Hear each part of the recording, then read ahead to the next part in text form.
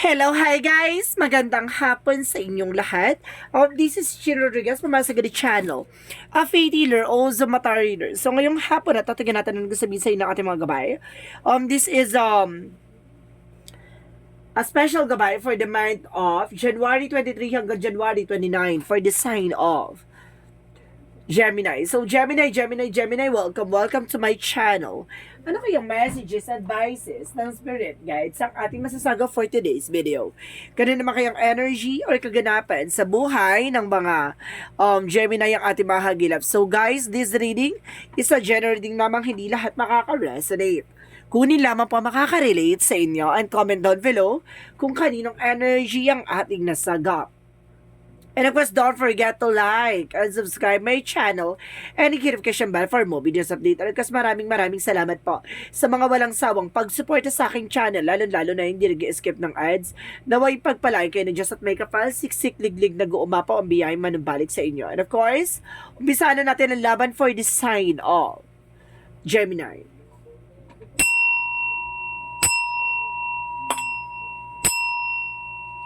Angel Spirit Messages, give me an information. Ano kayang masasagap sa iyo ng ating mga baraha?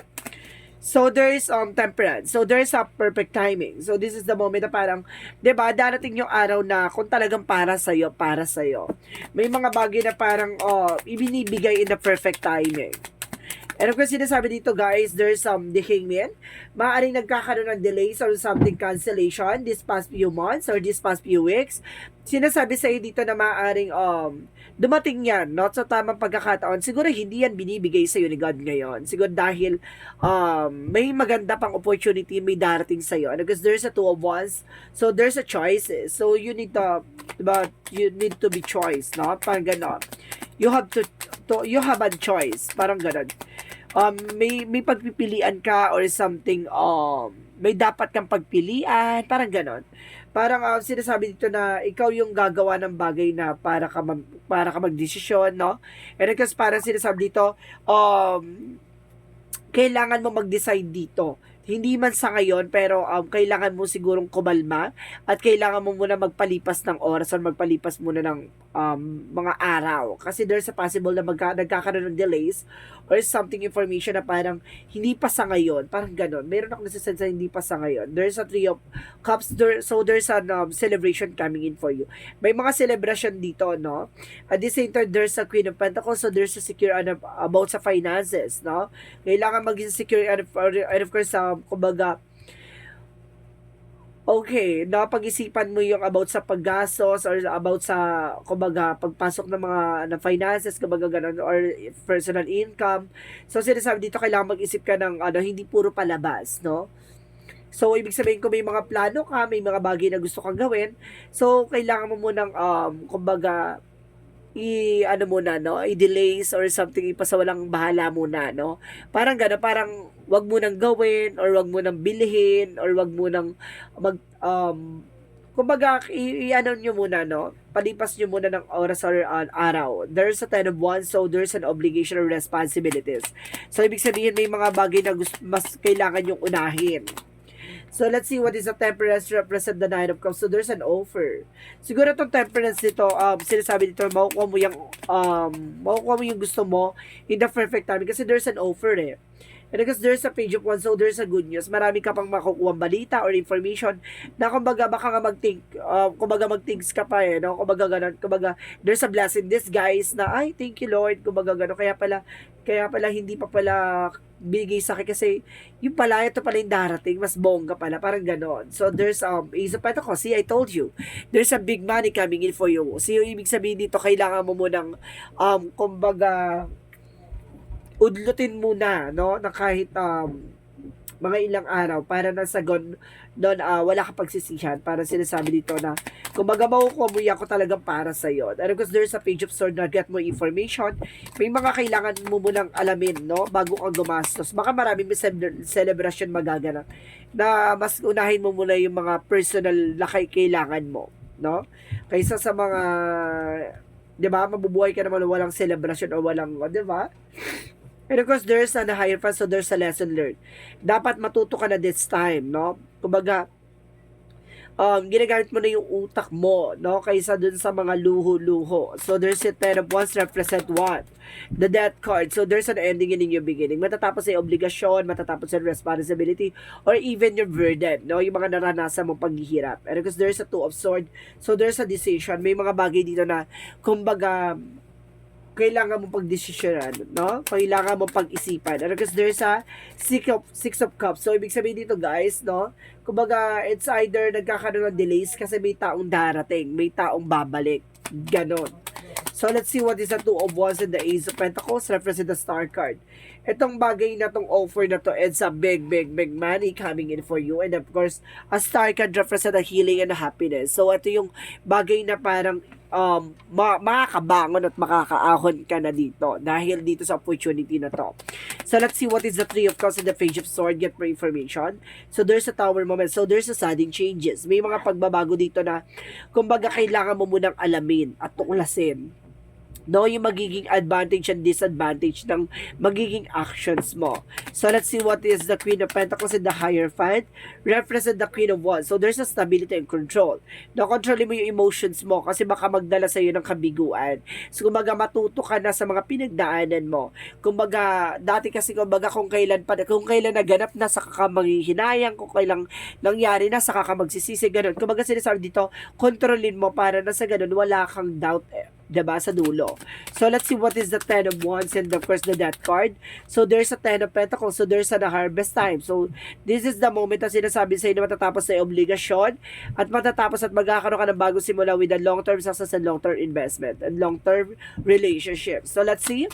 Additional messages for overall.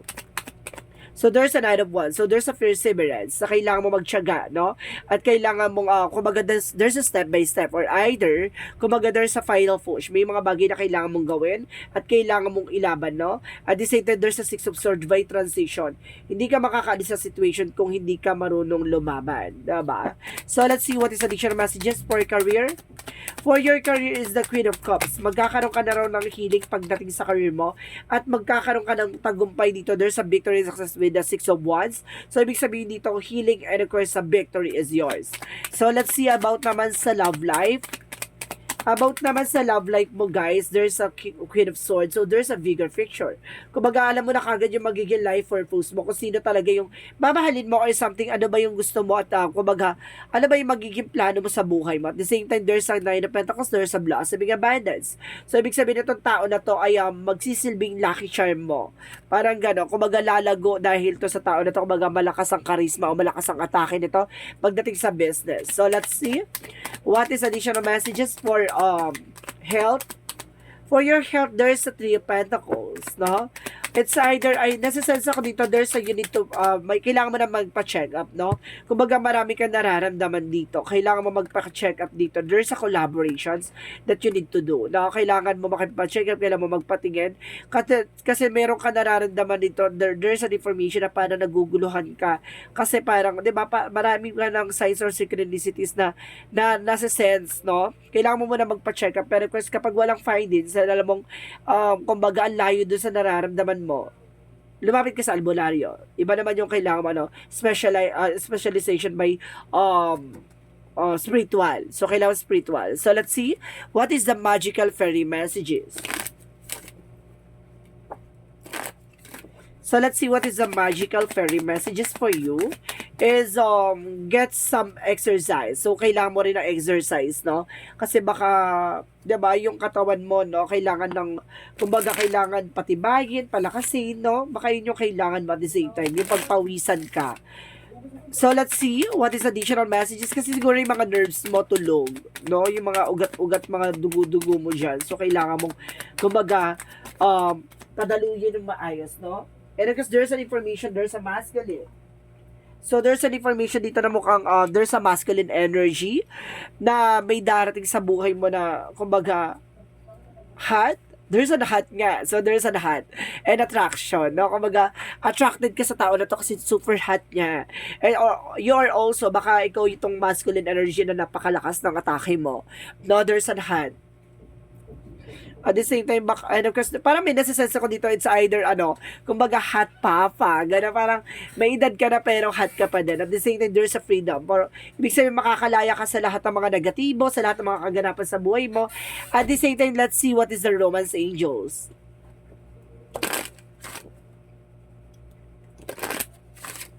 Romance angels represent what?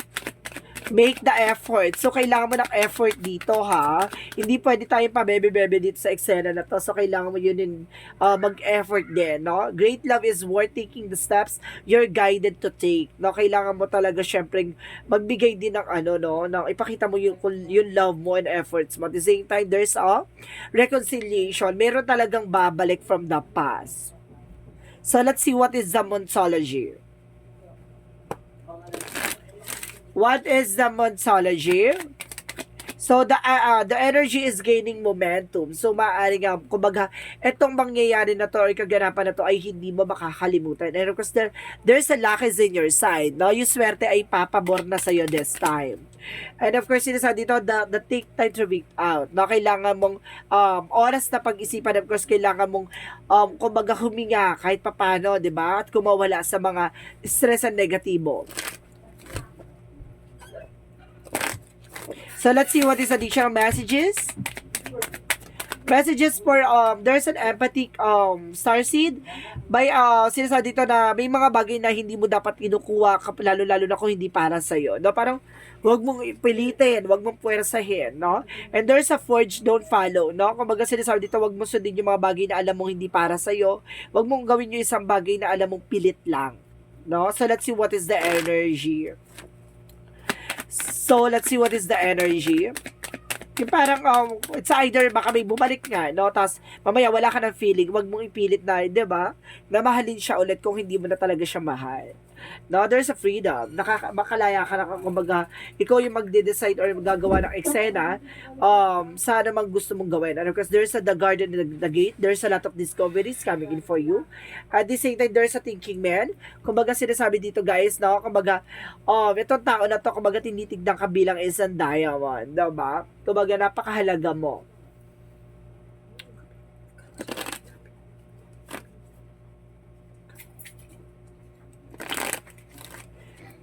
Let's see what is additional messages. So, there is a divinity by enlightenment. May mga bagay na maglilinaw sa'yo dito. At the same time, there is a love. No? There's a love. There's a commutation by love. No? There's a love involved talaga. And of course, there's a shielding, na protection naman yung sarili mo, no? The more siguro na parang sinasabi dito, kailangan mo muna pag-isipan, gato ganyan. Kapag darating ito, babalik tong tao na to, kailangan mo munang pag-isipan na mabuti. Kasi kumbaga, protection naman yung sarili mo. Kasi mamaya, di ba, inuulol-ulol ka na naman ito dahil pag-ibig, di ba? Dahil alam niya na mahal mo siya. So, let's see what is additional messages. And there's a discipline. So, kailangan mo ng disiplina sa sarili mo, no? And of course, discipline like siguro to respect. I see like respect. And there's a regret na para wala kang pagsisihan sa huli. No? Kasi hindi mo na mababalik kapag alam nagawa mo na, nangyari na, diba? So, let's see what is additional messages for Angel Spirit Guides. So, there's a nutritions, no? Kumbaga, there's a possible na kailangan mo talaga ng mga masusustansyang pagkain, no? Fruits and vegetables.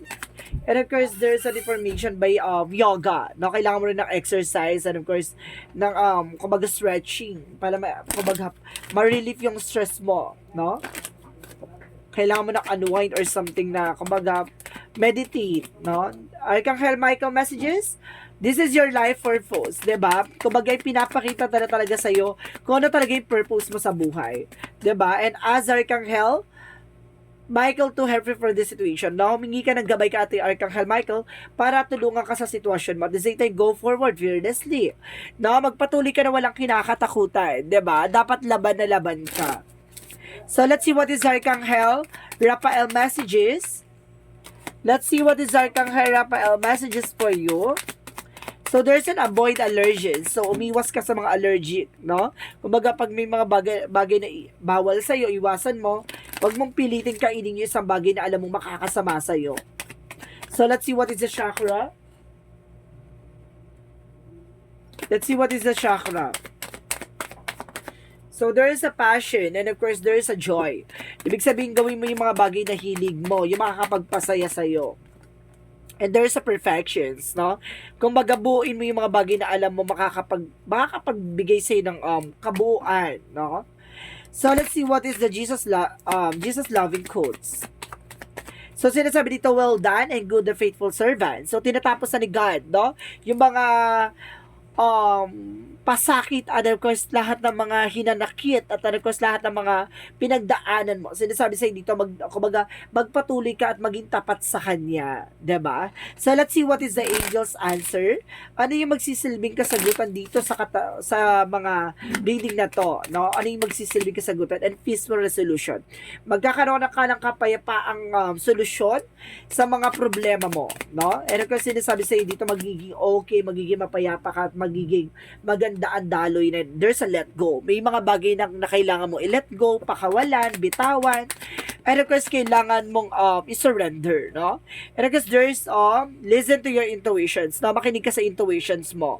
And makinig ka sa gut feeling mo. Diba? So, let's see what is the angel's number. What is the angel's number? So, there's a 21. I am inspiring. So, sinasabi dito, you are highly creative with a strong will to succeed. Your imagination is highly charged. It reveals itself in everything you do, from your sparkling conversation to your most prized project. So, talaga malaking impact yung mga tao sa paligid mo na nai-inspire, no? Nai-inspire sa'yo, no? Humahanga sa katangian taglay mo. So, ibig sabihin may mga bagay na, di ba, kahit na, di ba, dinudurog ka ng marami sa paligid mo, sinusubukan ka pabagsakin, sinusubukan kang i-chismis, sinusubukan kang hilahin pababa. So, the more na gano'n, kumbaga mas lalo mong pinapakita ang totoong pagkatao mo, no? Parang gano'n. Kumbaga mas lalo silang umahanga at lalong nanggigigil sa'yo. So, let's see what is the messages of life. And of course, sinasabi dito, there's a may creative power. Diba? I recognize the creative power of my thoughts. I know that I can use them to build or to destroy. Today, choose to use my thoughts to create a universe filled with a joy and harmony. I will maintain a positive attitude. I have the power to create love and peace. So, ibig sabihin ko yung gagawa na ikasisira at ikabubuo mo or magsisilbing pagbabago sa eksena mo. So, ibig sabihin dito, kumbaga, kung papatulan mo sila at gagawa ka ng bagay na ikasasama mo at ikasasama nila, kumbaga, parang wala ka na rin pinagkaiba sa kanila. Ano kasi sinasabi dito, ipagpatuloy mo yung ginagawa mo, no? Gawing mabuting ehemplo ka, no? And of course, mabuting tao ka sa likod ng mga ginagawa nilang kabalasugan sa'yo, no? Kumbaga, maging maingat at kumbaga, mahalin mo kung ano man yung mga bagay-bagay sa paligid mo. The more na kumbaga minamahal mo sila, the more na sila bumibitaw sa mga kaganapan sa buhay mo. Di ba may ika nga? Kumbaga, pag minahal mo daw, no? Kumbaga, iiwan ka. So, ibig sabihin dito, mahalin mo sila, no? The more silang papakawala at, di ba, aalis sa tabi mo. So, ganun yun, guys. So, parang sinasabi dito na, kumbaga, the more kasi na parang, kumbaga, pinapatulan mo, 'di ba? The more na parang nagiging greedy sila na lalo kanila pabagsakan. 'Di ba? Deadma, surrender kay God, 'di ba? Magdasal mo sila. Ganun lang 'yon. So, this is a special gabay for the month of January 23 hanggang January 29 for the sign of Gemini. So, Gemini, maraming salamat for your wonderful reading. So, this reading is a general reading na hindi lahat makaka-resonate. Kung lamang pa makaka-relate sa inyo, and comment down below kung kaninong energy ang ating nasagap. Maraming salamat, guys, and sa mga walang sawang pagsuporta sa aking channel, lalo-lalo na hindi nag-skip ng ads, naway pagpalay kayo na Diyos at may kapal, siksik, digdig na guumapang biyay manabalik sa inyo. And of course, guys, once again, this is Shin Rodriguez, my message in the channel, a faith healer, also Mata Reader. Maraming salamat, and see you in the next video. Bye-bye, and babush!